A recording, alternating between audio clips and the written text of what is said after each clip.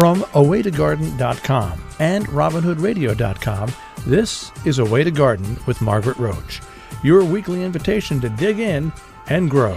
Among shrubs, the most common ones I hear people wondering about aloud are hydrangeas, and more hydrangeas. But when it comes to questions about perennials, herbaceous peonies top the list.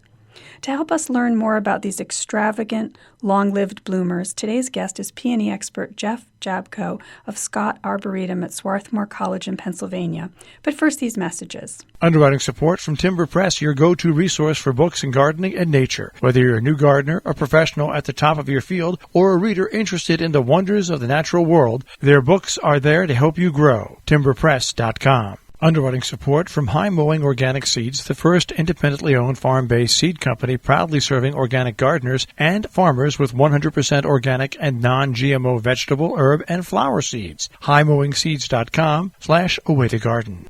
Jeff Jabco is Director of Grounds and Coordinator of Horticulture at Scott Arboretum and an officer of the Mid-Atlantic Peony Society, and I'm glad to welcome him back to the show today. Hi, Jeff. How are you? I'm great. Thank you very much. Yeah. How has the peony season been there in your region? Actually, it has been a really, really nice season. Actually, up until the past couple of days when we had some very severe thunderstorms. Yes. But we're really at the end of our season. Mm-hmm. But we had great flowering, and the flowers really seemed to last a long time for us. So that was very nice. And do you attribute it to lots of moisture and cool weather, or what? Yeah, well, I think part of what it was, we had lots of moisture last year. Yes. And just so peonies were planted in the right spot, it didn't affect them. And actually, it probably helped them a bit. Mm-hmm. It was a good winter. It wasn't exceptionally cold. Yeah. And peonies are very cold hardy anyway, so that wouldn't affect them. Mm-hmm. We didn't have any really late frost. Sometimes the peony shoots will start coming up in spring. And if we have a really extreme cold period at that point, then we can get a little tip dieback. Mm-hmm. But that didn't happen this year. And then when peonies started flowering, the temperatures, at that point, we didn't have lots of rain. So it was relatively, mild or just a very light rain and not excessive humidity. And some bright sunny days and then cool nights. And so the peonies just lasted for a long, long time. Yeah. The worst thing to have is the peonies just start to flower, and then you'll get 88 or 90 degrees for a day or two and really intense sun, and the peonies last 2 days, and that's it. I know. It's so disappointing. Now, last time we spoke on the show, we talked about tree peonies, and I'll refer people to the transcript of that so they can kind of cross-reference a little bit. But what we were just speaking about, we're going to talk about herbaceous ones today, and what you were just speaking about kind of leads us to the basic 101 that I'm eager to get from you, and I know people want, on sort of creating their happy place, siting and planting and aftercare. And so want to give us some of the details of sort of the cheat sheet on making herbaceous peonies at home? Sure. Well, first off, just to kind of clarify about herbaceous peonies, these are probably the more popular peonies and the ones that people are most familiar with. A lot of times it was used as an old-fashioned pass-along plant because you can have peonies last for 100 years or more. Mm-hmm. There's certain ones growing in gardens that have been there for 100 years. No one's ever divided them or fussed with them or whatever, and they just keep coming up every year and flowering. Mm-hmm. So there's a great old-fashioned plant, but also it's a group of plants that there are some really active hybridizers, and so for decades now, there have been a lot of work going on in the U.S. and elsewhere around the world with hybridizing the peonies. And they've been a cut flower, kind of a mainstay cut flower for June weddings and late May for a long time. And so this is Peonia lactiflora? Is that what we kind of so mainly. Yeah. I mean, there are some herbaceous peonies we call the hybrids, which have some other species in. They might be a little shorter, might flower a little earlier, but the main season and the ones that people are probably most familiar with are the lactiflora hybrids. Okay. Yeah. So that is a species native to the far reaches of eastern Russia and then down in through China and Korea. Mm-hmm. So they're Asian species. Okay. So siting them, and so you could what are sort of the optimal conditions. Yeah. Well, the optimal condition would be, number one, good drainage. Peonies do not like to be in a wet site. So whether you're talking a tree peony, a intersectional hybrid peony, or the herbaceous peonies, they don't want to be in a wet site. The herbaceous peonies want sun, so at least 6 hours of direct sun every day. So if they are getting too much shade, the plants won't be as vigorous, and they will not flower as well. And so that's one of the common things. People say, I have a peony, and it used to flower well, and it doesn't flower well anymore. And I say, okay, has the water conditions changed? And if they say no, then I say, well, what about shade? Has a tree grown over that area so that it's more shaded? And that's usually the number one culprit for a peony not flowering so well anymore or not being very vigorous. They do need to have the sun. Okay. Yeah. The other thing about planting is, typically when you buy peonies, the ideal time to buy them and plant them would be in the autumn. So usually peony growers would be digging their peonies in very late summer, so usually in September time, and then they would sell them, dormant and as a bare root, maybe packed with a little bit of peat moss, then late September through October. And as soon as you get them, you want to plant them in the ground. You want to prepare a site that is, maybe 2 feet across and about a foot deep. Compost in with it. Once again, make sure it's in a well-drained site. It's going to be in the sun. And to give it a little start, you can use some bulb fertilizer because you want to use something that's low in nitrogen. So bulb fertilizer, so you can go the organic route, which would have a lot of bone meal and potash in it, or you could use a chemical fertilizer, but you don't want to overdo it. So maybe for a bulb fertilizer, maybe half a cup or so, quarter to a half a cup for that, and mix it into the soil. And then you lay the it's a thick, fleshy root. So it kind of almost in mind puts you in mind of a very thin carrot. And it's usually kind of darkish brown on the outside, and then if you cut into it, it's kind of a yellowish or creamy yellow or white on the inside of that. But we're not going to cut into it, right? And then at one end, where it's thicker, you'll see several buds. And the buds really look like the tip of your little finger. So they're kind of pinkish or maybe whitish or maybe have a little brown skin over top of them, but they are about the size of the tip of your little finger. Okay. And that's where the shoots are going to grow up in the spring. Okay. So at that point, you want to plant that so that those buds are 1 to 2 inches below the finished soil level. So you plant your plant with these roots kind of spreading out to the side, and then cover it so that those buds are 1 to 2 inches covered with soil. Okay. And then for that first year, just put a light mulch over it for the winter. Then in spring, you just peel back a little bit. And that depth thing is a thing, isn't it, with peonies? Because they can sulk if they're too deep, can't they?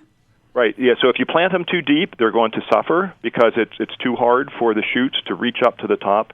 And if you plant them too shallow, then the crown of the plant is really exposed to harsh conditions in the wintertime. So the planting depth is pretty important about that. Okay. The other thing that at the time of planting, if you are planting into an area where you have low pH, and a lot of our areas in the eastern United States are low pH, you want to put some pulverized limestone in with them at the time of planting. Interesting. So if your soil typically is in the range of a pH of 5 to 6 or something like that, about 1 cup of pulverized limestone in your hole mixed into that. Huh. So this is an investment. You said, they've been known to live 100 years or whatever, and many people have, maybe an old house and it has peonies that probably have been there for, 30 or 50 years or whatever from a previous owner. So you're saying prepare well because these are going to go the distance, these plants. Yep, going to be there a long time. This is not a marigold.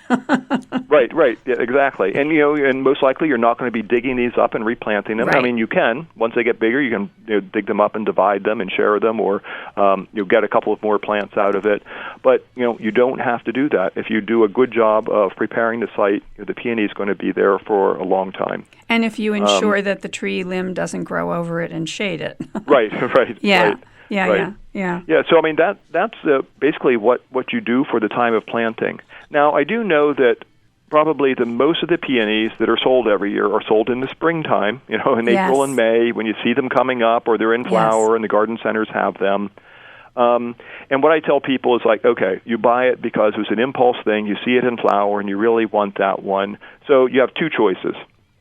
Either you can keep it in that container and then hold it until fall, but just make sure you do not overwater it if you hold it in, for the summer. Mm-hmm. So still put it in a mainly sunny location or partly sunny location.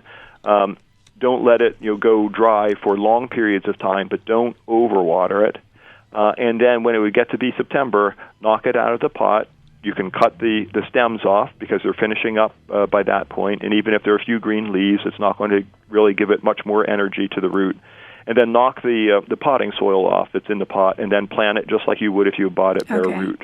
Okay. So the other option is if you really want to plant it into the ground, you don't want to disturb the roots. So basically you're going to knock it out of the pot and plant it, just with minimal disturbance to the roots at that point. Okay. And the big reason for that, and the reason that we divide and plant the peonies in the fall, is right after planting in the fall, so that period of mid-October through November or up until the ground freezes, that's when those thick peony roots are putting out really, really fine little white feeder roots. And they don't do that in the springtime. So if you get your plant divided and planted in the fall, then you're going to have those good new feeder roots that are going to nourish the plant. And if you do all that planting in the spring, you don't have any of those roots that are going to be coming on until the fall. Right. Okay. So I'd love to encourage people, to have a longer peony season overall, because a lot of gardens, people say, oh, I love my peonies, and they point to the one that they may have, and maybe one of the big, kind of puffy late ones. And I think, gosh, we should all go to the specialty catalogs and look at the sort of extra early, middle, late, whatever.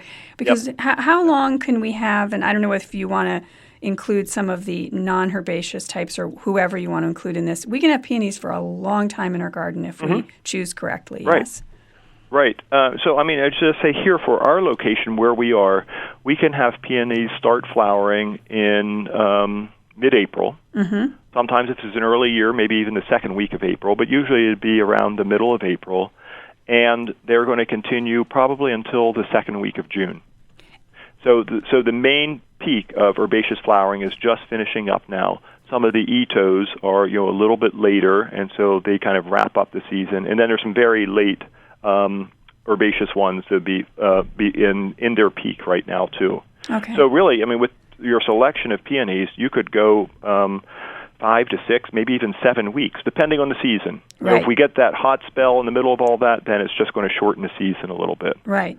But and there are all different types. Even just if you're just staying with early, or if you're just staying with herbaceous, there are descriptions to say when they're roughly going to flower. And they're not going to give you a calendar date, but kind of in peony bloom season, they usually. And actually, if you go and you look at the catalogs or you go online and look at the places that sell peonies, descriptions are always very good about the time for flowering.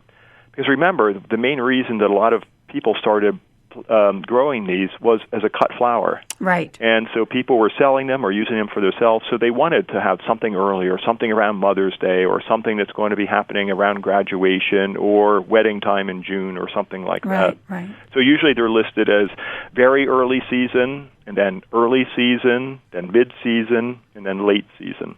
Not unlike so you daffodils. can kind of compare one to the other that way. Yeah, like same as if you look in a daffodil catalog, specialty catalog, they'll group them for you. And and if you just get one variety, you're going to have a week or so. And if it's 90 degrees, 1 you're week not. Of flowering, If it's 90 degrees, you're not.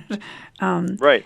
And then the color range and the form range. Well, one other thing about the peony season, there are some peonies, herbaceous peonies, that when the stem comes up, there's going to be one flower on the top of each stem.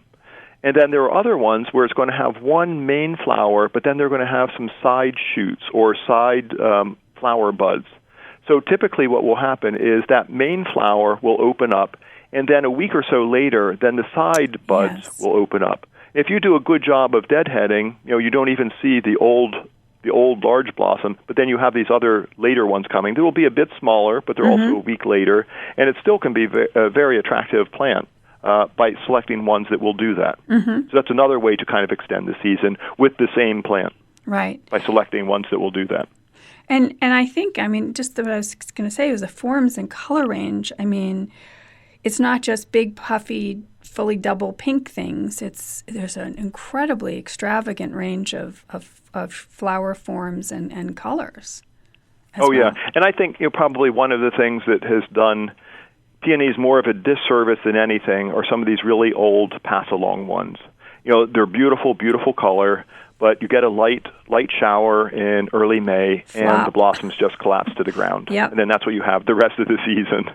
Right. So, and those were some old ones that people loved the blossom, and those were ones that were selected for cut flower. So those would have been grown in nurseries, and usually what the nurseries did, the extras that they had that they didn't need anymore, they would sell, and so that's where people got them or gave them away or whatever. But in growing them in a nursery for cut flowers, they would usually stake them, or you have them in some kind of system where they're going to be staked and kept upright. And they have good stems, but if they get a lot of water in them from rain or too strong of a wind, then they just collapse to the ground. So those are not some of the best ones unless you're prepared to stake them. And so with ones that are planted properly and grown in 6+ hours of direct sun, do you think we don't need the peony ring or the grid, or do we? Do you use a support there at Swarthmore? No, we don't. And some of ours fall to the ground if we have wet weather. I wish we had time to stake them, but we don't. Yeah. But, if someone's like, okay, I love peonies, but I don't like how they flop, the best thing to do is to go online to the American Peony Society website. And there is a section called Awards. And if you look under the awards, there's something called Award of Landscape Merit, or ALM. Now, these are peonies, and they're probably, every year there are a few more that get added. So we're probably up to 30 or more peonies on that list now. And these are ones that have good, strong stems. They hold up well in a landscape. They don't need staking, and this is, so anyone that really likes peonies or wants to get started in peonies, I say, okay, pick one of these. These are the ones you should start with. And because you don't have to worry about staking them. And that is, I think, is the main thing that really turns people off with some peonies is the staking. Now, I love, just take a minute to talk about, I love some of the kind of early little guys that are herbaceous, but they're not lactiflora, like I don't know if I'm saying it right. Mlaco Savicii, Molly the Witch, or Abaveda. Abaveda, is that right? Sometimes I make up names, Jeff. But Peonia Molatrowiskii, or sometimes called Molly the Witch. Yes.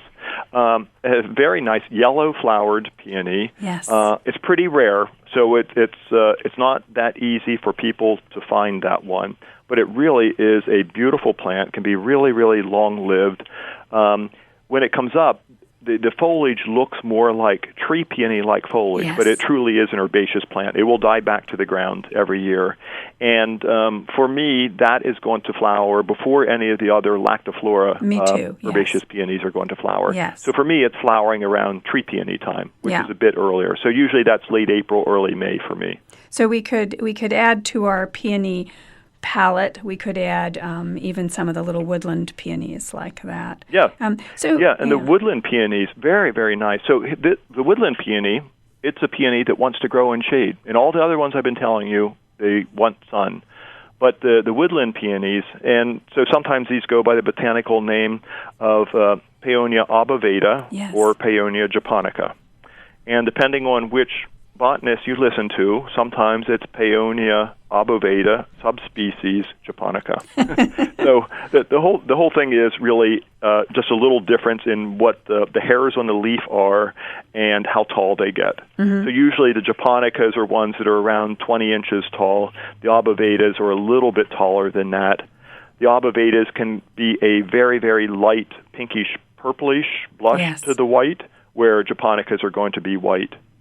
And, like I say, they stay relatively small. They flower in the shade.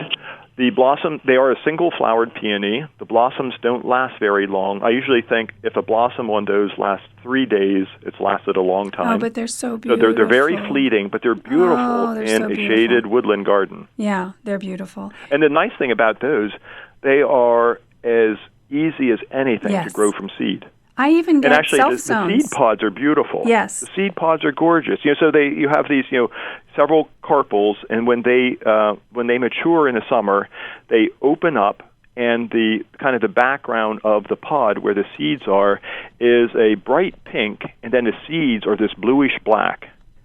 And I used to try to collect them, but the squirrels on my property love them, and they plant them for me.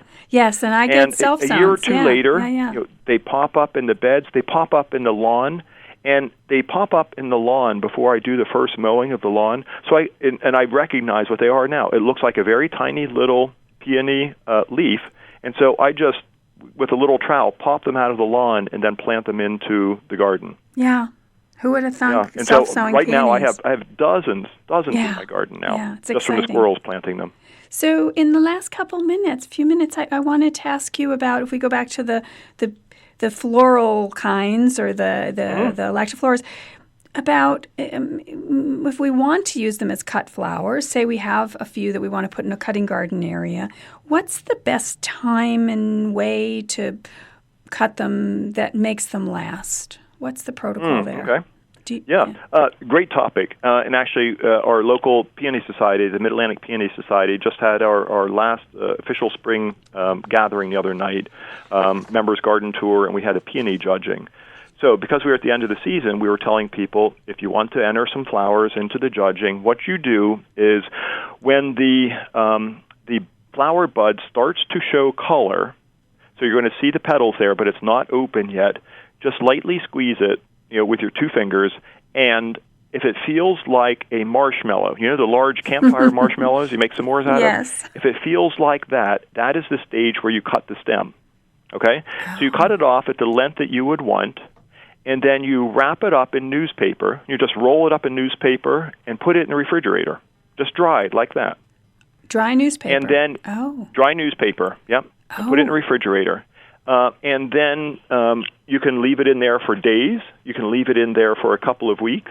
And then you take it out, recut the stem just a little bit from the bottom, cut an inch or two from the bottom, put it in water, and then within 1 to 2 days, it will be open fully for you. And this is the trick that the cut flower growers, because they can't afford for their whole crop to suddenly, if 90 degrees are coming, right? Or they can't afford to have a wholesale loss. Mm-hmm. So this is what they do, I think. If you order peonies by mail, that's what they're doing. They're cutting them at that stage and shipping them to you, telling you, when you get them, just cut the stem and just put it in water, and a day or two they'll be blooming. Or to have all these peonies for June weddings. Not everyone's growing these in the far north, so they pick them earlier, they wrap them up, keep them in their coolers, and then they just take them out a couple of days before, and they're all set. How about a quick 30-second question I forgot to ask? What about the commonly asked one about, I have ants on my peony flower buds? Yeah, a lot of people say, so what's the deal with the ants and the peonies? Yeah. And they think it's a problem. If you see the peonies, herbaceous peonies, when the buds start to swell, there is this covering over the bud, that a little green leafy little structure that kind of covers the petals, and they exude a sweet, sticky material there. So the ants are just there getting a free meal. Yum. And so even after the buds open, there's still a little bit of that. So it's like a nectar. And so they're there getting that nectar. And so peony flowers do not need ants in order for the flowers to open. Right. I often hear that tale. I know, right? No, it has nothing to do with it. The ants are there to get a free meal, and that's all that it is. Well, Jeff Jabco, you're the best, and thank you always for just sort of enriching our knowledge and enthusiasm about peonies. I'll give lots of information with the transcript of the show about visiting the Scott Arboretum and about events that are coming up and so forth, but thank you so much. Thank you, Margaret. It was really fun. Underwriting support from High Mowing Organic Seeds, the first independently owned farm-based seed company proudly serving organic gardeners and farmers with 100% organic and non-GMO vegetable, herb, and flower seeds. HighMowingSeeds.com/awaytogarden. Underwriting support from Timber Press, your go-to resource for books in gardening and nature. Whether you're a new gardener, a professional at the top of your field, or a reader interested in the wonders of the natural world, their books are there to help you grow. timberpress.com. And thanks to all of you for listening. Now, don't miss an episode. You can subscribe free to the podcast version on Stitcher or iTunes or Spotify. Find me anytime at awaytogarden.com and on Facebook and Instagram as @awaytogarden. And happy gardening meantime. Away to Garden with Margaret Roach is a joint production of awaytogarden.com and the smallest NPR station in the nation, Robin Hood Radio.